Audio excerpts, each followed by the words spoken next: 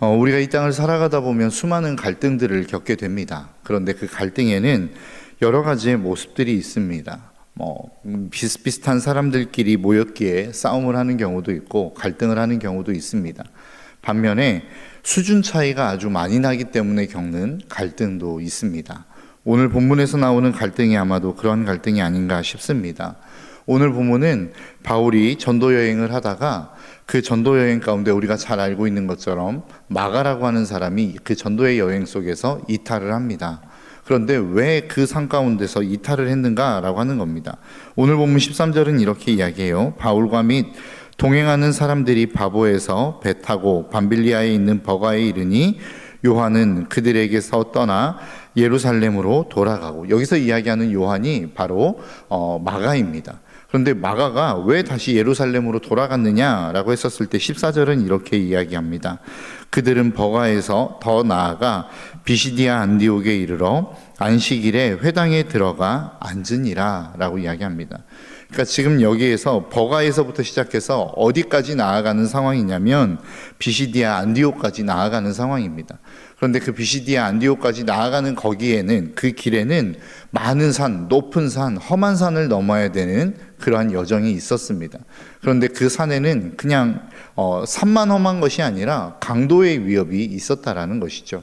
그래서 우리가 잘 알고 있는 것처럼 고린도후서에서 11장에서 이야기하고 있는 내가 강도의 위협과 라고 이야기하는 그곳이 아마 여기가 아닐까라고 하는 추측들을 합니다. 그러니까 지금 이들은 전도 여행을 하다가 버가에서 디시비아 안디옥이라고 하는 곳을 넘어가야 되는데 험준한 산, 험한 산이 기다리고 있고 거기에는 강도의 위협도 함께 있었던 것입니다. 그런데 바울이라고 하는 사람은 어떠한 사람입니까? 늘 그가 이야기하는 것처럼 내가 정말로 어떤 예수 그리스도, 주 예수께 받은 사명, 그 하나님의 은혜의 복음을 전파하는 일에는 내 목숨을 조금도 아까운 것으로 여기지 않는다라고 이야기할 정도로 복음의 목숨을 건 사람이었습니다. 그러니까 하나님의 복음을 위해서라면 무엇이든 할 수 있었던 사람이 바울이었습니다. 반면에 마가는 어떻습니까? 마가는 그 정도의 수준까지는 아니었던 것 같아요. 물론 열정이 있었겠죠. 하나님의 복음에 대한 순종하고자 하는 갈망이 있었을 것입니다. 믿음도 있었을 것입니다. 그런데 목숨을 바칠 만큼은 아니었던 것 같아요. 그러니까 믿음이 있었고 열정이 있었으니까 바울을 쫓아가 그 선교의 여정에 함께 동참한 것 아니겠습니까? 그런데 문제는 자기의 목숨의 위협까지 감수할 만한 그 정도의 믿음의 수준은 아니었던 것 같아요. 그러니까 바울과 마가에 대한 어떤 믿음의 온도차가 좀 생기기 시작한 것입니다. 그러다 보니까 어떻게 된 것입니까? 갈등이 일어나기 시작한 것이죠. 그리고 그 갈등 속에서 이제 마가는 이탈을 해버리게 되어진 것입니다. 어찌 보면 좀 아쉬운 장면 아니겠습니까? 많은 사람들이 성경을 읽으면서 그래도 조금 바울이라고 하는 사람이 그 마가라고 하는 사람을 품었으면 어땠을까? 마가가 조금 더 용기를 내어서 바울이라고 하는 사람을 쫓아갔으면 어땠을까? 이러한 생각들을 우리는 하지 않습니까? 이런 갈등 가운데 우리는 꼭 기억해야 된다라고 하는 것입니다. 무엇입니까? 바로 리더의 자리에 있는 사람이 그 함께 따라오는 사람들을 바라보며 좀 답답한 상황들을 겪을 수 있습니다. 저 사람은 좀 여기까지는 좀 할 수 있을 것 같은데 좀 힘을 좀 더 냈으면 좋겠다. 그런데 그렇게 따라오지 못하는 사람들을 보면 우리는 좀 답답함을 느낀다라고 하는 것입니다. 그럴 때 리더들이 해야 될 역할이 무엇입니까? 조금은 기다려줄 수 있어야 됩니다. 조금 더 힘을 내고 나올 수 있도록 격려하고 권면하면서 그들을 참아줄 수 있는 그러한 어떤 넉넉한 마음들이 우리 가운데는 좀 필요하다라고 하는 것이죠. 그것이 이 갈등을 해결하고 봉합하는 가장 좋은 방법이 아닐까라고 하는 생각들을 해봅니다. 여러분, 수준이 낮은 사람이 수준이 높은 사람을 맞추기는 참 쉽지 않습니다. 반면에 수준이 높은 사람이 수준을 낮은 사람을 맞추는 것도 참 쉽지는 않은 것 같아요. 그런데 무엇이 더 쉬울까요? 어떻게 보면 수준이 높은 사람이 낮은 사람에게 맞춰주는 것이 조금은 더 쉬울 수 있을 것 같습니다. 그러니까 우리의 삶 속에 내가 신앙생활 하다 보면 그 신앙생활 속에서 나보다 좀 신앙이 못하다라고 생각하는 사람이 내 어떠한 수준만큼 쫓아오지 못하는 것들을 보면 참 힘들고 답답합니다. 그런데 여러분 꼭 기억하십시오. 여러분들을 쫓아오는 그 사람도 버거워합니다. 그러니까 그 모든 상황 속에서 이것들을 적절하게 조화시키며 맞추어가는 일들이 참 필요하다라는 것이죠. 수준이 높은 사람은 수준이 낮은 사람을 좀 기다려줄 수 있고, 수준이 낮은 사람은 수준이 높은 사람을 쫓아가기 위해서 최선의 노력을 다하는 이러한 서로 간의 배려와 서로 간의 어떠한 모습들이 보여질 때에 우리의 공동체 안에 더 아름다운 모습으로 성장해 갈 수 있는 여지들이 많이 있다라고 하는 사실을 저와 여러분들이 잊지 않으시고, 그러한 모습, 그러한 상황 속에서 서로를 배려하는 모습들이 저와 여러분 가운데 있어지시기를 주님의 이름으로 축복합니다. 그런데 이러한 배려를 뛰어넘어 마가는 이 가운데, 이 전도의 행렬 가운데서 이탈을 해버렸습니다. 그런데 재미있는 것은 무엇이냐면, 그럼에도 불구하고 복음은 계속해서 전진해 가더라 라고 하는 것입니다. 버가에서부터 시작해서 한 사람이 이탈해버렸어요. 그러면 그 공동체 안에는 어떤 일들이 일어나죠? 사기가 떨어집니다. 아, 저 사람이 이탈해버렸네. 그럼 우리도 그만둘까? 우리도 좀 그만해버릴까? 이런 생각들이 들지 않습니까? 그런데 바울은 어떻게 하죠? 바울은 그 상황 속에서도 여전히 그 복음을 향하여 전진하는 모습을 보여줍니다.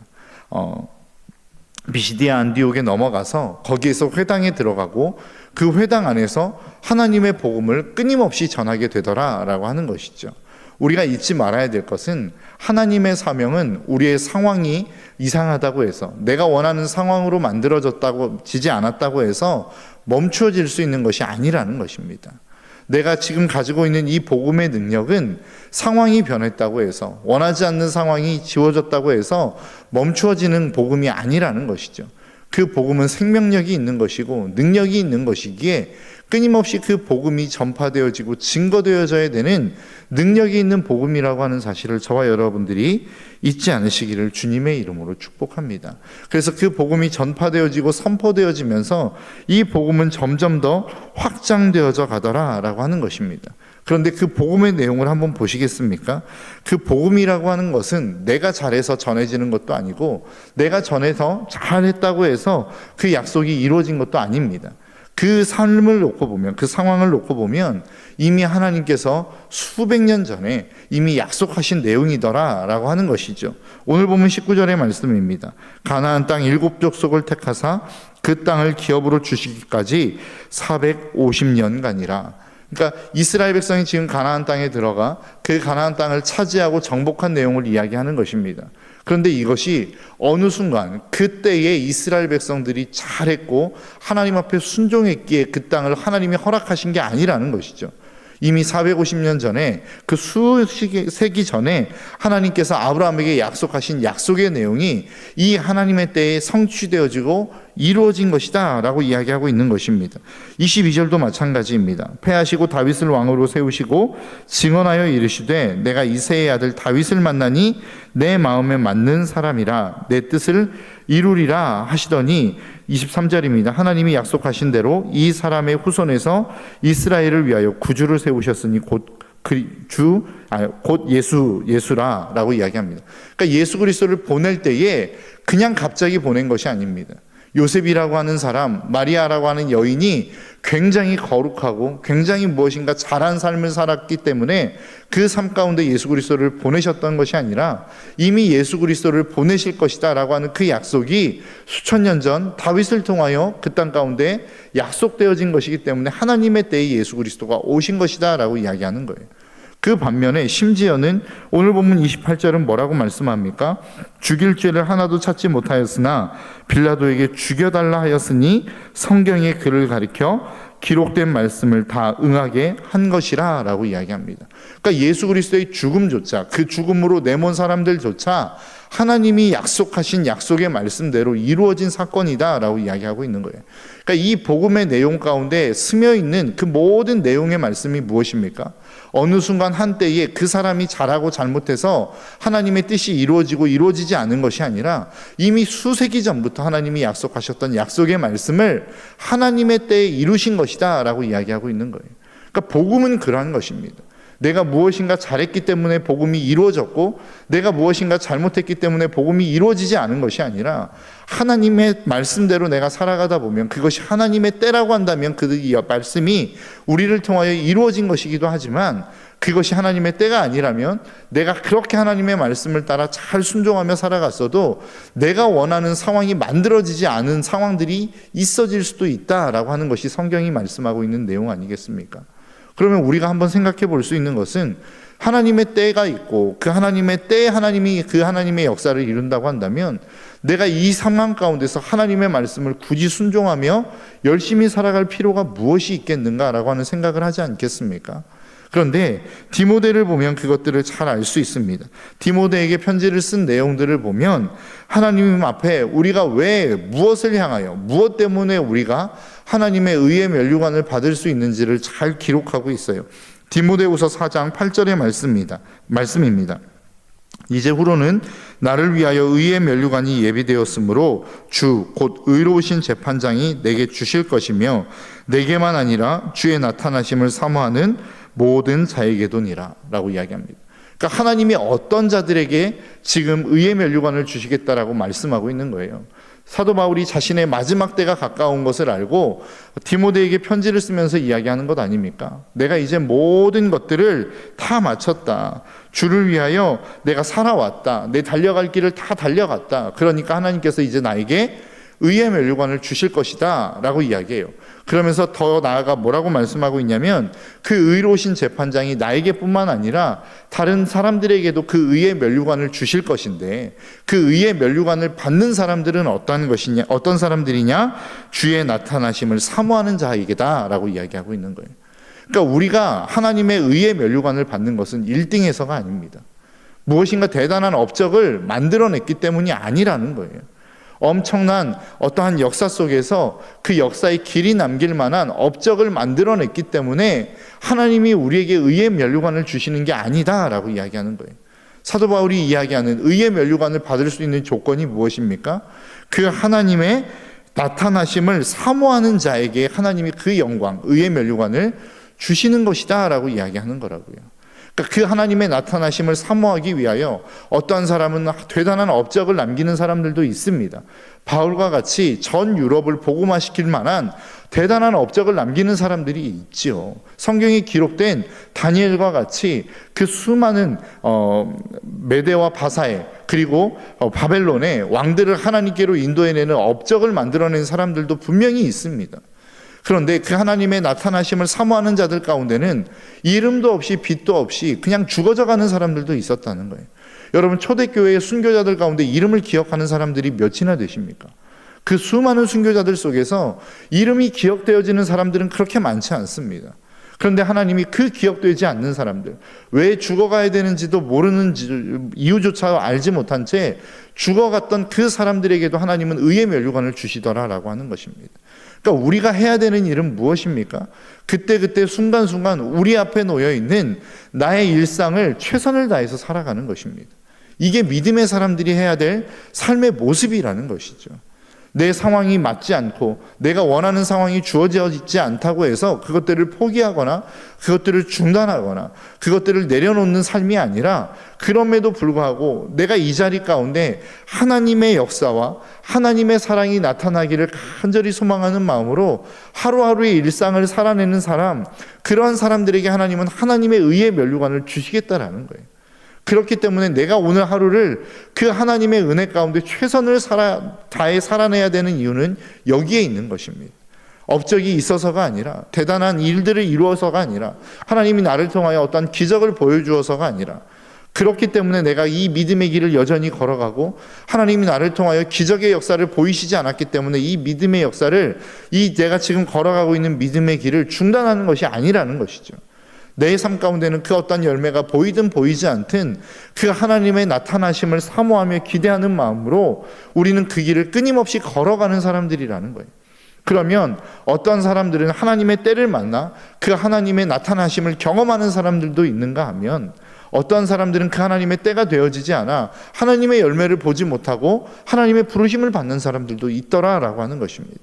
그러나 하나님께서는 어떻다는 거예요? 그 하나님의 나타나심을 사모하는 모든 자에게 하나님은 그 의의 면류관을 주시겠다라고 약속하고 있는 것입니다. 사도 바울이 그런 것 아닙니까? 다툼이 있었어요. 갈등이 있었어요. 그 상황 속에서 자신이 원치 않았던 상황들을 만나기도 했다라는 것입니다. 그렇다고 해서 그 복음의 진전이 멈추었느냐? 그렇지 않아요. 마가가 돌아갔으니까 우리도 돌아가자. 이탈한 사람이 있었으니까 여기서 더 이상 우리가 이제 복음을 전하면 뭐 하겠어? 이제 좀 끝내자라고 하며 전도 여행을 접지 않았다는 거예요. 끊임없이 그 하나님의 함께 하심을 기대하고 하나님의 나타나심을 소망하는 마음으로 그는 그의 여정, 그가 살아갔던 삶의 모습, 그 삶의 자리를 끊임없이 지키며 나아갔던 것이 사도 바울이었다라고 하는 것입니다. 저와 여러분들의 삶도 좀 그랬으면 좋겠습니다. 우리의 삶 속에 우리가 믿음의 삶을 살아가고자 몸부림치다 보면 어쩔 수 없는, 내가 원치 않았던 변수가 나타납니다. 그 변수가 좋은 변수이면 참 좋겠죠. 그런데 내가 원하지 않은 변수, 나타나지 않았으면 좋겠는 변수들이 우리의 삶 가운데 나타나더라라고 하는 것입니다. 그때 하나님이 우리에게, 저와 여러분들에게 기대하고 소망하는 게 무엇이겠습니까? 하루하루 하나님께서 나를 세우신 그 자리에서 나에게 맡기신 일상을 충실하게 잘 감당하는 것, 이것이 하나님이 저와 여러분들의 인생 속에서 요구하시는 내용이 아닐까라고 하는 생각을 해봅니다. 저와 여러분들의 삶이 좀 그러한 삶이 되시기를 주님의 이름으로 축복합니다. 힘든 삶을 만날 수도 있습니다. 어려운 상황을 만날 수도 있습니다. 그럼에도 불구하고 하나님이 나를 세우신 그 자리를 묵묵하게 지켜내는 그 사람을 통해서 하나님의 복음은 전진하는 것입니다. 그 모든 복음에 하나님의 역사와 열매가 나타난다라고 하는 사실을 잊지 마시고 오늘도 내일도 하나님께서 맡기신 저와 여러분들의 삶의 자리를 든든하게 지키시고 또 그 삶의 자리에서 충실하게 여러분들의 사명을 잘 감당할 수 있는 저와 여러분들의 삶이 되시기를 바랍니다. 하나님은 그 사람에게 의의 면류관을 주시겠다라고 약속하고 있는 것이죠.